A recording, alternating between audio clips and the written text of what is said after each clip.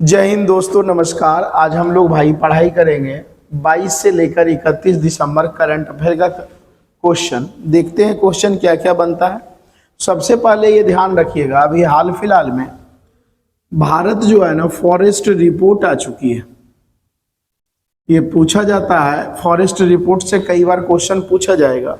ये forest report जो आई है, वन रिपोर्ट जो आई है, यह 2023 की आई हुई है। क्या क्या कंटेंट मेन बन रहे हैं वो हम लोग देखते हैं। सबसे पहले यह देखा जाए कि भाई ये जो वन रिपोर्ट आती है, कितने वर्षों में वन रिपोर्ट है ना, तो प्रत्येक 2 वर्ष में वन रिपोर्ट आती है। इस बार जो आ रखा है वह 2021 से 2023 का डेटा आ रखा है। क्लियर है। कुल मिलाकर के यह कहा गया है कि 2021 से लेके 2023 के बीच टोटल जो एरिया जो फॉरेस्ट का जो बढ़ा है वो लगभग 1445 स्क्वायर किलोमीटर बढ़ा है। ये पूछा जा सकता है कि अभी हाल फिलहाल के रिपोर्ट के अनुसार वन में जो वृद्धि हुई है, कितना वृद्धि हुई है, तो लगभग 1445 स्क्वायर किलोमीटर की वृद्धि हुई है। अब यदि ये पूछ दिया जाए कि वन मंत्री फॉरेस्ट मिनिस्टर कौन है, यह भी पूछा जाएगा, तो भूपेंद्र यादव जी फॉरेस्ट मिनिस्टर है। क्लियर है। अगले सवाल की ओर बढ़ते हैं। यह भी पूछा जाएगा कि ये जो वन सर्वेक्षण जो रिपोर्ट है, ये जो आई है वन सर्वेक्षण रिपोर्ट, इसको जारी कौन किया, तो ध्यान रखिएगा वन अनुसंधान केंद्र जो है, रिसर्च जो सेंटर है, वह सेंटर कहाँ है, तो वह सेंटर देहरादून में है। तो देहरादून के द्वारा यह वन सर्वेक्षण रिपोर्ट जारी किया गया है और प्रेजेंट टाइम में फॉरेस्ट मिनिस्टर कौन है, भूपेंद्र यादव जी हैं। क्लियर है। इस रिपोर्ट के अनुसार यह कहा गया है कि भारत में अभी देखा जाए तो भारत में टोटल यदि फॉरेस्ट की हम बात करें, टोटल फॉरेस्ट में कितने % की वृद्धि हुई है, या यूं कहे कि यदि पूछ दिया जाए कि भारत में कुल वन क्षेत्र कितना है, तो भारत में कुल वन क्षेत्र जो अभी का डेटा आ रखा है कि वृद्धि भारत में कुल जो वन क्षेत्र है वह 25.17%। क्लियर है। अब यहां से यह भी सवाल पूछा जाता है कि स्वच्छ देश या भारत को कितना % वन क्षेत्र चाहिए जिससे हमारा पूरा भारत स्वच्छ हो जाएगा, तो भारत को टोटल कितना % चाहिए फॉरेस्ट एरिया, 33%। लेकिन अभी कितना है, तो 25.17% है। आगे कंटेंट है, यहां से यह पूछा जा सकता है कि इस 2 वर्षों में सबसे ज्यादा किस राज्य में फॉरेस्ट में वृद्धि हुई है, तो सबसे ज्यादा ध्यान रखना, ये पूछा भी जाएगा कि सबसे ज्यादा जो फॉरेस्ट में वृद्धि हुई है वह छत्तीसगढ़ में हुई है। और छत्तीसगढ़ में लगभग देखा जाए तो 684 स्क्वायर किलोमीटर एरिया का वृद्धि हुआ है। तो टोटल वृद्धि हुआ है 1445 स्क्वायर किलोमीटर, जिसमें से 684 स्क्वायर किलोमीटर किसका है। तो यदि पूछा जाए कि वन वृद्धि वाला राज्य कौन सा है, तो वन वृद्धि वाला सर्वाधिक जो राज्य, सबसे ज्यादा जो फॉरेस्ट इस 2 साल में वृद्धि हुई है वह छत्तीसगढ़ में हुई है। क्लियर है। अब यहां से यह पूछा जाता है कि भाई पहली बार वन रिपोर्ट कब जारी किया गया था, तो पहली बार जो वन रिपोर्ट जारी किया गया था वह 1987 ईस्वी में जारी किया गया था वन रिपोर्ट। और इसी वर्ष कहा गया था कि प्रत्येक 2 वर्ष में, ध्यान रखिएगा, 2 वर्ष में भारत की स्थिति वन के बारे में जानने की होगी कि वन बढ़ रहा है, घट रहा है। क्लियर है। तो पर्यावरण को देखते हुए 1987 में पहली बार रिपोर्ट आई थी। अब यहां से यह भी दिया जा सकता है कि टोटल यदि अमाउंट की हम लोग बात करें कि टोटल कितने राज्य और यूटी हैं जिसमें वन बढ़े हैं। ठीक है। तो ध्यान रखिएगा टोटल यूटी और राज्य टोटल 20 ऐसे हैं जिसमें फॉरेस्ट की कितनी क्या हुई है, वृद्धि हुई है। और बचा कितना भाई, टोटल कितना है, 28 राज्य और 8 केंद्र शासित प्रदेश, टोटल हो गया 36।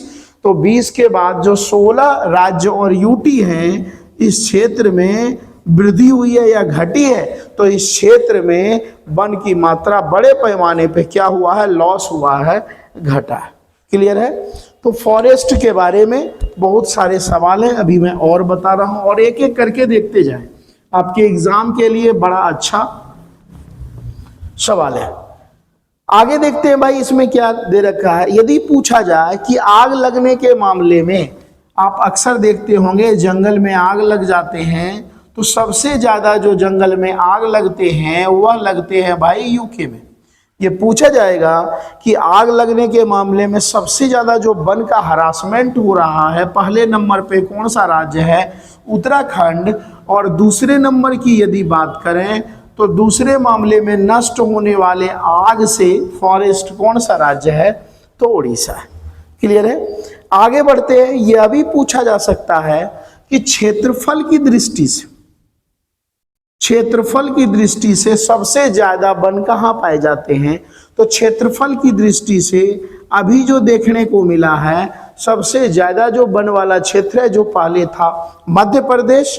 दूसरे नंबर की यदि बात करें तो दूसरे नंबर पे है अरुणाचल प्रदेश। और तीसरे नंबर की यदि बात करें तो तीसरे नंबर पे महाराष्ट्र है। तो डेटा बदल चुका है।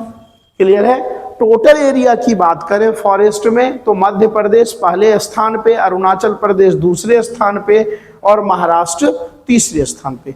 एक मैं आपको होमवर्क दे रहा हूं 2021-23 वन सर्वेक्षण की रिपोर्ट के अनुसार से कि परसेंटेज में सबसे ज्यादा वन वाला राज्य कौन सा है, यह बताइएगा। और दूसरा, परसेंटेज में सबसे ज्यादा यूटी वाला, केंद्र शासित वाला राज्य कौन सा है। क्लियर है। आगे देखते हैं भाई, आगे क्या सवाल है।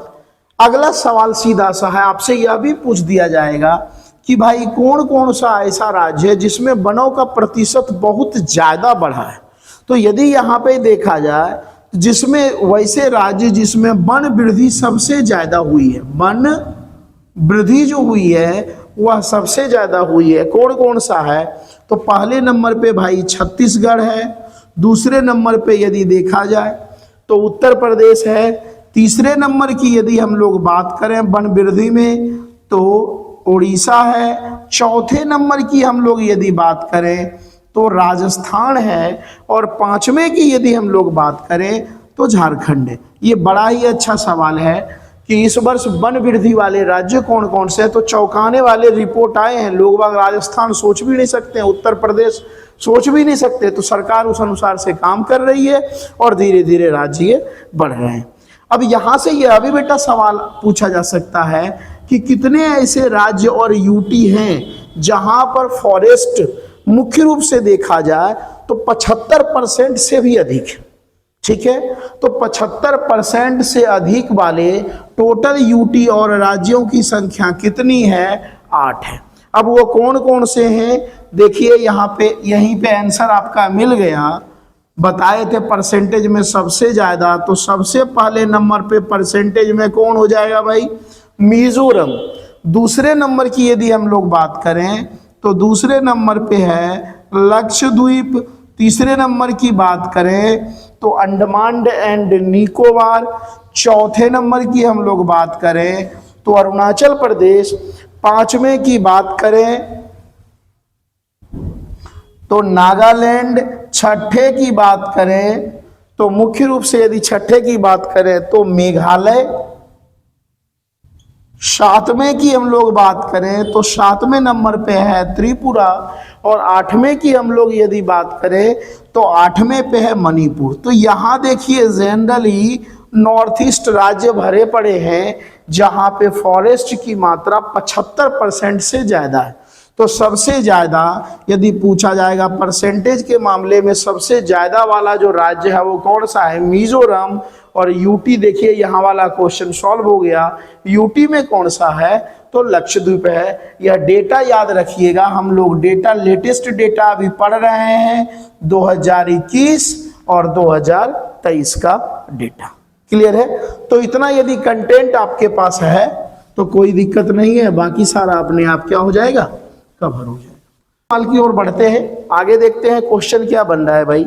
अभी हाल फिलहाल में यदि देखिएगा तो संयुक्त राष्ट्र आंतरिक न्याय परिषद, ये पूछा जा सकता है, यूएनओ का जो इंटरनल है आंतरिक न्याय परिषद, जो जज जो होते हैं, ठीक है, इसमें मैं आपको एक होमवर्क देता हूं, इसमें जजों की कितनी संख्या होती है, इंटरनेशनल जो जुडिशियरी जो काउंसिल है, जजों की संख्या कितनी होती है, तो यह आप हमें बताइएगा।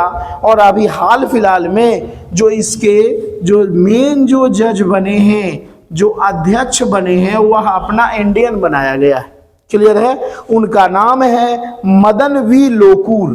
तो ये पूछा जाएगा मदन वी लोकुर, ये ध्यान रखिएगा, सुप्रीम कोर्ट के पूर्व मुख्य न्यायाधीश थे। तो इंटरनेशनल जुडिशियरी काउंसिल का जो अध्यक्ष भी बनाया गया है, यूएनओ का जो अध्यक्ष बनाया गया है, जुडिशियरी का अध्यक्ष, वो भारत के पूर्व मुख्य न्यायाधीश मदन वी लोकुर को बनाया गया, क्लियर है। इनका कार्यकाल कब तक रहेगा, तो इनका कार्यकाल सन 2028 तक बना रहेगा। अगले सवाल की ओर बढ़ते हैं। अभी हाल फिलहाल में भारत के प्रधानमंत्री कुवैत गए थे घूमने, क्लियर है। तो कुवैत के जो सर्वोच्च सम्मान है, ये पूछा जाएगा कि अभी हाल फिलहाल में भारतीय प्रधानमंत्री को किस देश का सर्वोच्च सम्मान मिला, तो कुवैत का सर्वोच्च सम्मान मिला। उस सर्वोच्च सम्मान का नाम है the order of Mubarak al Kabeer, the order of Mubarak al Kabeer. तो ये किस देश के सर्वोच्च सम्मान है भाई, तो कुवैत के हैं, जो भारतीय प्रधानमंत्री को हाल फिलहाल में दिए गए हैं। अब यहां से यदि हम लोग आगे बात करें, तो अभी हाल फिलहाल में देखिएगा अंडर 19 T20 महिला कप हुआ है, अंडर 19 T20 क्रिकेट का महिला कप हुआ है। इसमें ध्यान रखिएगा, जो भारतीय बेटियां हैं, जो भारतीय जो लड़की हैं, वह किस देश को हरा दिया भाई, तो देखिए हम लोग अंडर 19 T20 में हार गए, पुरुष हार गया, लेकिन महिला टीम जीत गई। और किसको हराया भाई, बांग्लादेश को हराया। कितने रन से हराया, तो 41 रन से हरा करके यह कप इस बार अपने नाम कर लिया, क्लियर है। अगले सवाल की ओर बढ़ते हैं, देखते हैं अगला क्वेश्चन क्या है। अगला क्वेश्चन है, मुख्य रूप से अभी हाल फिलहाल में भारत सरकार, ध्यान रखिएगा, शिक्षा में कुछ बदलाव किए। हालांकि न्यू एजुकेशन पॉलिसी आप लोग को पता है 2020 में आ रखी है। यहां से यदि देखा जाए तो सरकार ने अब नेसेसरी कर दिया है कि 5वीं और 8वीं में भी बोर्ड प्रतियोगिता, जैसे 10वीं में बोर्ड होता है, इससे क्या होगा, इससे पाबंद लगेगा, अच्छे बच्चे आएंगे, टीचर भी कहीं ना कहीं ध्यान देंगे। तो पहले पूरे इंडिया में लागू था, लेकिन अभी कुछ स्टेट इसको एक्सेप्ट नहीं किए हैं। तो लेकिन सेंट्रल गवर्नमेंट यह कह दिया है कि 5वीं और 8वीं में भी अब बोर्ड प्रतियोगिता का आयोजन किया जाएगा, क्लियर है। अगले क्वेश्चन की ओर बढ़ते हैं। अगला क्वेश्चन बड़ा इंपॉर्टेंट है, यहां मैं होमवर्क भी आप लोग को दूंगा कि भाई इस बार यदि देखा जाए तो गणतंत्र दिवस मनाया गया, प्रत्येक वर्ष 26 जनवरी को गणतंत्र दिवस मनाया जाता है। तो यहां पे यदि पूछा जाए 26 जनवरी को जो गणतंत्र दिवस मनाया जाएगा, क्योंकि हम लोग दिसंबर का भी फिलहाल थोड़ा बैक चल रहे, कोई दिक्कत नहीं, इसे कर लेंगे। तो इसकी थीम क्या थी ये पूछा जाएगा, तो ध्यान रखिएगा, इसकी जो थीम जो थी वह थी स्वर्णिम भारत, स्वर्णिम भारत, विरासत और विकास, विरासत और विकास। तो ये पूछा जा सकता है कि 26 जनवरी की जो थीम जो बनाई गई थी गणतंत्र दिवस, तो स्वर्णिम भारत, विरासत और विकास बनाई गई थी। नेक्स्ट की यदि हम लोग बात करें, हाल फिलहाल में ध्यान रखिएगा, एक व्यक्ति बड़े चर्चे में थे जिनका नाम था श्याम बेनेगल। ये फिल्म इंडस्ट्रीज से थे, ध्यान रखना। इनकी क्या हो गई है, तो इनकी मृत्यु हो गई है। बड़े फेमस व्यक्ति थे, प्रख्यात ये फिल्मकार भी माने जाते हैं। तो श्याम बेनेगल किस क्षेत्र से संबंधित है? तो मूवी सेक्टर से संबंधित है। कई बार क्वेश्चन आ जाता है। अभी हाल फिलहाल में बेटा नया अध्यक्ष बनाया गया है NHRC, ठीक है, नेशनल ह्यूमन राइट्स कमीशन के नए अध्यक्ष बनाए गए हैं। ऐसे पावरफुल व्यक्ति को अपॉइंट को किनके द्वारा किया जाता है? तो राष्ट्रपति के द्वारा किया जाता है। द्रौपदी मुर्मू जी किए हैं। और नए जो अभी बने हैं उनका नाम है बी सुब्रमण्यम। ये पूछा जाएगा, बी सुब्रमण्यम। तो बी सुब्रमण्यम अभी किस चीज के हेड बने हैं? तो NHRC नेशनल ह्यूमन राइट्स मानवाधिकार आयोग के अध्यक्ष बनाए गए हैं। और यह भी ध्यान रखिएगा, यह भी सुप्रीम कोर्ट के पूर्व मुख्य न्यायाधीश हैं। क्लियर है?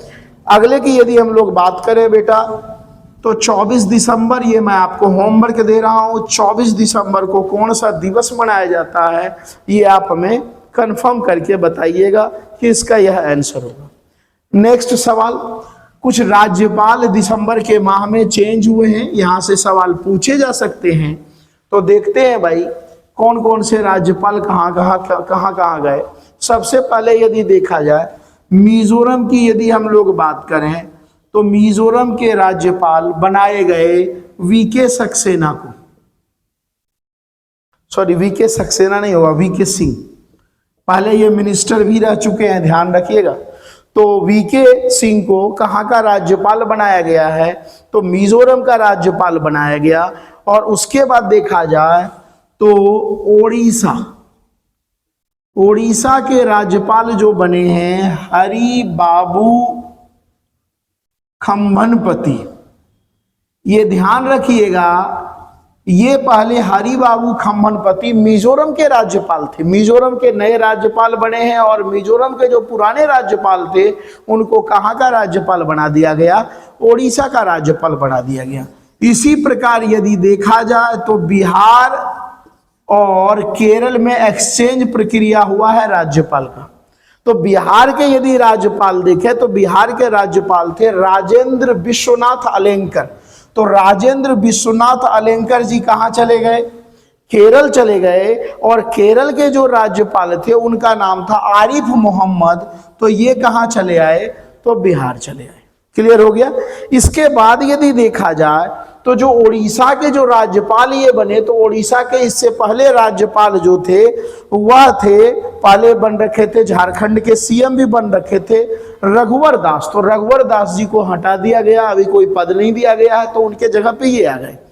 और ये पूछा जा सकता है अजय भल्ला कहाँ के बने? गवर्नर। तो जो अजय भल्ला जी बने हैं गवर्नर, वो मुख्य रूप से देखा जाए तो वो बने हैं, कहाँ के गवर्नर बने हैं? तो मणिपुर के। ये 5 ध्यान रखिएगा, मिजोरम वीके सिंह, ओडिशा हरिबाबू खम्भनपति, केरला वाले आ गए बिहार में मोहम्मद जी, और अलेंकर जी बिहार वाले चले गए केरल, और अजय भल्ला कहाँ के बने?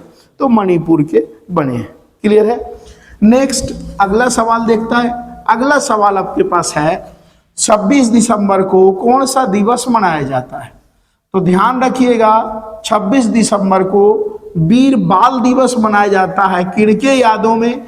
तो गुरु यदि देखा जाए जो 10वें गुरु थे गुरु गोविंद सिंह, उनके पुत्र, ठीक है, फतेह सिंह और जोरावर सिंह के यादों में वीर बाल दिवस मनाया जाता है।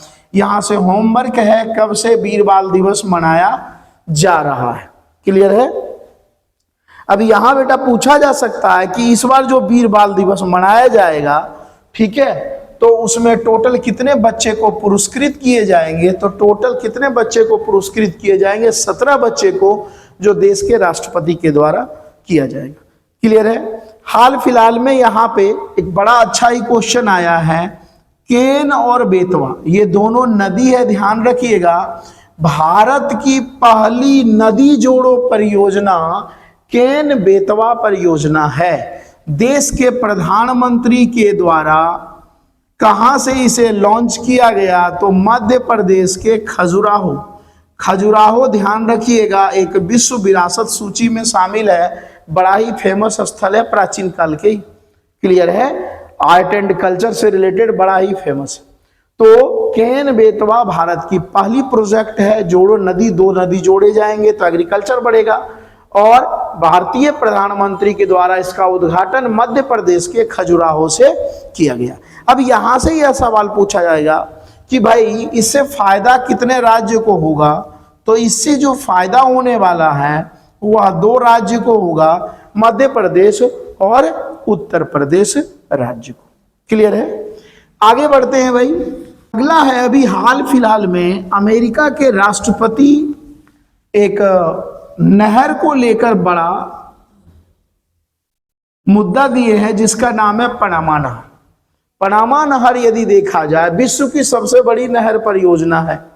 क्लियर है? हालांकि विश्व की सबसे बड़ी नहर अपना इंदिरा गांधी है, लेकिन यहां पे मैं रूट के बारे में बात कर रहा हूं, रूट को लेकर।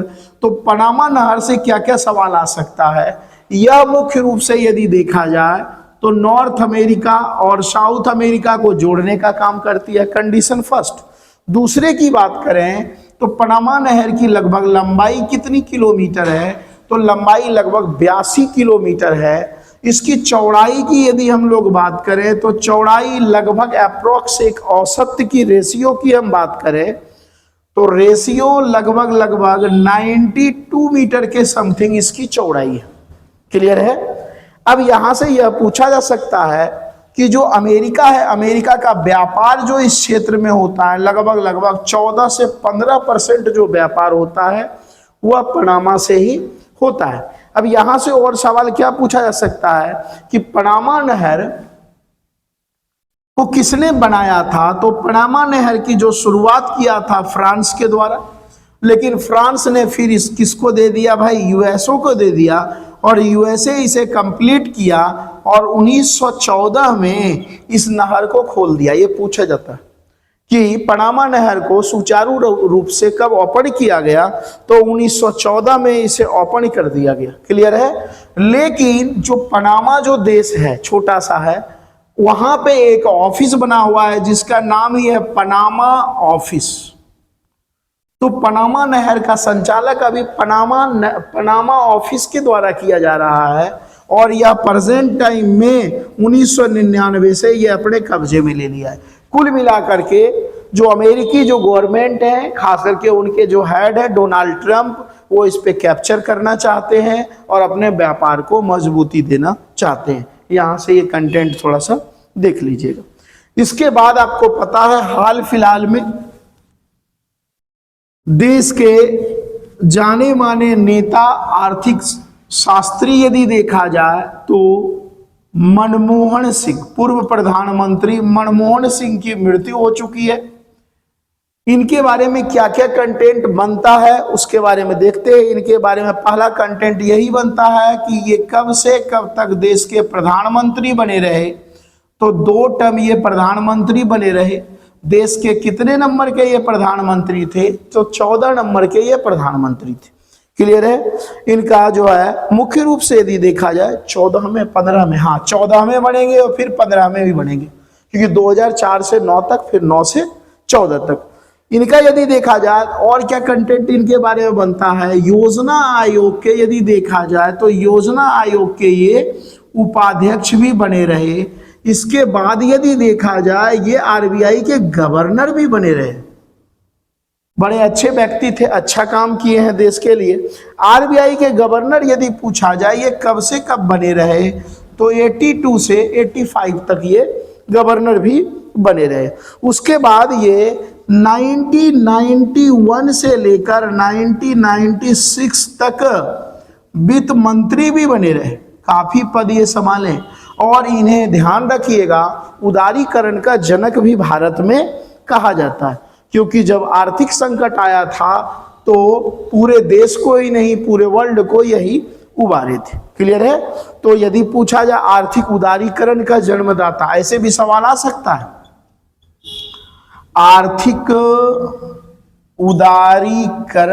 उदारीकरण मतलब लिबरल का जन्मदाता किन्हें कहा जाता है, तो पूर्व प्रधानमंत्री मनमोहन सिंह को कहा जाता है। क्लियर है? आगे बढ़ते हैं भाई। अगला यदि सवाल देखा जाए, अभी हाल फिलहाल में जो चाइना है वर्ल्ड की सबसे टॉप 6 पीढ़ी 6 जनरेशन की अभी जो है लड़ाकू विमान तैयार कर चुका है, जो अभी तक दुनिया में नहीं था। उसका नाम क्या है? स्टेल्थ। ये पूछा जाएगा कि सबसे तेज तर्रार या सबसे लेटेस्ट जनरेशन की 6 जनरेशन की लड़ाकू फाइटर विमान किसके पास है? तो चाइना के पास है, जिसका नाम क्या है? Stealth fighter plane. क्लियर है? आगे यदि बढ़ते हैं, आगे बेटा सीधा सीधा सा सवाल है कि भाई आईएमएफ का गठन कब हुआ? पुराने क्वेश्चन आ गए। आईएमएफ का गठन जो हुआ है 1945 में, उस समय कितने देश शामिल थे? तो 29 देश उसमें शामिल थे। आईएमएफ बनाने का मेन मकसद था जो सेकेंड वर्ल्ड वॉर के बाद जो क्षति हुई है उसका जो है ना भरपाई करना। लेकिन यह पूछा जाएगा कि प्रेजेंट टाइम में आईएमएफ में कितने मेंबर्स हैं? तो 191 देश शामिल हैं। यहां से होमवर्क आपके पास है, इसका हेडक्वार्टर कहाँ है और इसके हेड कौन है, ये दोनों आप हमें बताइएगा। क्लियर है? नेक्स्ट सवाल की ओर बढ़ते हैं। नेक्स्ट सवाल आ रखा है 1919 से। 1919 में यदि आप देखिएगा तो 1919 में क्या हुआ था भारत में? भाई एक नरसंहार हुआ था जिनका नाम है जलियांवाला बाग नरसंहार। इस नरसंहार के जो साक्षी बने थे उनका नाम है उधम सिंह। कई बार पूछा गया है आपके एग्जाम में कि माइकल ओ डायर की हत्या लंदन में जाकर किसके द्वारा किया गया? तो उधम सिंह ने सन 1940 में जो जलियांवाला बाग हत्याकांड को अंजाम दिया था, लंदन में जाकर उधम सिंह ने 1940 में माइकल ओ डायर की हत्या कर दी और फिर इन्हें बाद में पकड़ लिया गया, इन्हें फांसी पे लटका दिया गया। अभी हाल फिलहाल में बेटा ये प्लेस बड़ा चर्चा में रहा है भीमबेटका। ध्यान रखिएगा, भीमबेटका एक पाषाण काल के एग्जाम्पल है, पाषाण कालिक स्थल है। ये हैं कहाँ पे? मध्य प्रदेश में। यहाँ से अभी हाल फिलहाल में शैल चित्र मिले हैं, मतलब पत्थरों पे जो है ना पिक्चर मिले। क्लियर है? यहां से मैं एक होमवर्क दे रहा हूं, भीमबेटका को विश्व विरासत सूची में शामिल किया गया था और यह किस वर्ष शामिल किया गया है यह आप हमें बताइएगा। क्लियर है? अगले सवाल की ओर बढ़ते, कुछ क्वेश्चन और है। अगला सवाल सीधा सीधा है। आप लोग जानते हैं कि प्रत्येक वर्ष सूरज कुंड का मेला आयोजित होता है। तो सूरज कुंड का मेला जो आयोजित होता है हरियाणा में। होमवर्क आपके लिए है, हरियाणा के किस जिले में आयोजित होते हैं यह आप हमें बता दीजिएगा। अगला यदि देखा जाए बेटा, लेह लद्दाख में एक झील है जिसका नाम है पेंगोंग झील या पेंगोंग तसे झील भी कहते हैं इसे। इस झील के आसपास, इस झील के किनारे एक बड़ी सी प्रतिमा लगाई गई है शिवाजी की। ये सब क्वेश्चन सीधे पूछ दिए जाते हैं कि हाल फिलहाल में कहाँ पे शिवाजी की बड़ी प्रतिमा लगाई गई है। तो कोई औचित्य नहीं है, लेकिन लेह लद्दाख है क्योंकि आन बान शान के ये प्रतीक थे, इसलिए चाइना वगैरह को कहीं ना कहीं कमजोर करने के लिए ये प्रतिमा लगाई गई है। आगे की ओर बढ़ते हैं। यदि पूछा जाए देश का पहला मेट्रो कहाँ चालू हुआ था, तो देश का पहला मेट्रो 1972 में चालू किया गया था। कहाँ पे भाई? तो कोलकाता में बनना शुरू हुआ, लेकिन ये वर्किंग पे किस दिन आया? तो 1984। तो भारत का पहला जो मेट्रो प्रोजेक्ट कहाँ पे भाई? तो कोलकाता में 1972। अब 1972 में प्रधानमंत्री कौन होंगे भाई? इंदिरा गांधी। उन्हीं के द्वारा चालू किया गया था, लेकिन यह प्रक्रिया बनकर तैयार कब हुआ? 1984 में। क्लियर है? अभी एक बड़ा ही जबरदस्त क्वेश्चन मैं आपको बता रहा हूं, आप खुद कहेंगे ये क्वेश्चन में वाकई जो है ना दम है।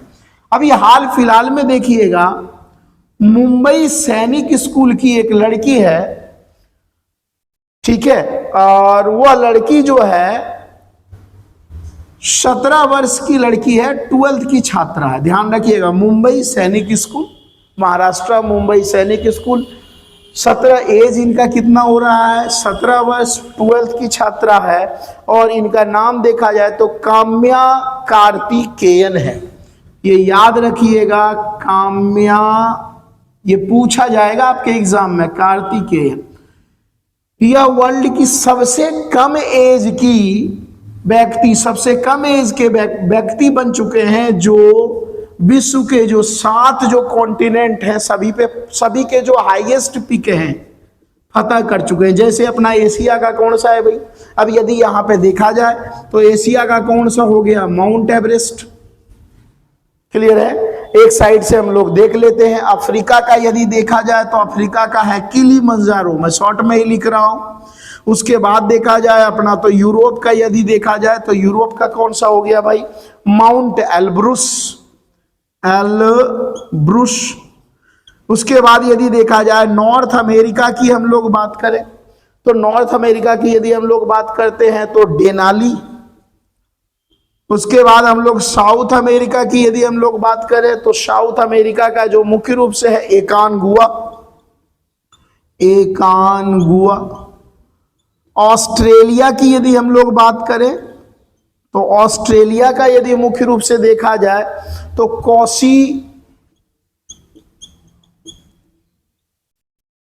कोस भी बोलते हैं इसे, ठीक है, कौसी कोस या बोलते हैं हम लोग कौसी यस जको भी बोल देते हैं, कौसी यस जको।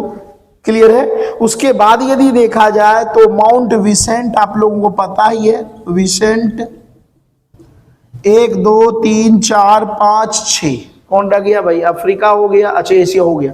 तो देखिए ये जो काम्या जो है 17 वर्ष 12th की छात्रा, ये वर्ल्ड के टॉप जो 7 जो हाईएस्ट पीक है यहां से पूछा जाएगा।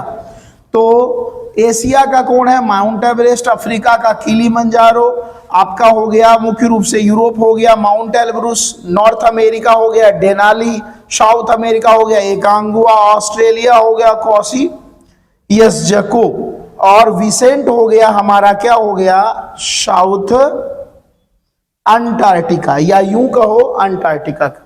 तो यहां तक क्वेश्चन बड़े अच्छे अच्छे थे। इसके बाद यदि देखा जाए आगे यदि देखा जाए, अभी हाल फिलहाल में कोनेरू हम्पी जो है ना बड़ा चर्चे में रही है। तो ये पूछा जाएगा कोनेरू हम्पी, तो ये जो है अभी इंडोनेशिया की इरिन सुकुंदर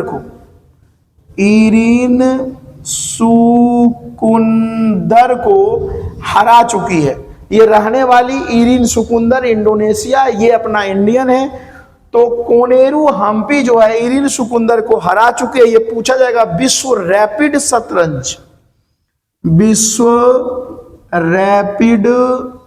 शतरंज गेम किसके द्वारा जीता गया, तो कोनेरू जी के द्वारा जीता गया। नेक्स्ट सवाल की ओर बढ़ते हैं। अगला सवाल है कि भाई यूएसएसआर, ये आप लोग फुल फॉर्म हमें बताइएगा, यूएसएसआर का फुल फॉर्म क्या होता है, ठीक है। और उसके बाद यदि देखा जाए आखिरी सवाल, अभी जो बनाया गया है सीआरपीएफ का हेड बनाया गया है, उनका नाम क्या है, तो विपुल कुमार। तो विपुल कुमार किसके हेड बनाए गए हैं, तो सीआरपीएफ के। ठीक है, इतना ही क्वेश्चन था। फिर हम लोग 2000 यदि देखा जाए 2025 के क्वेश्चन देखेंगे।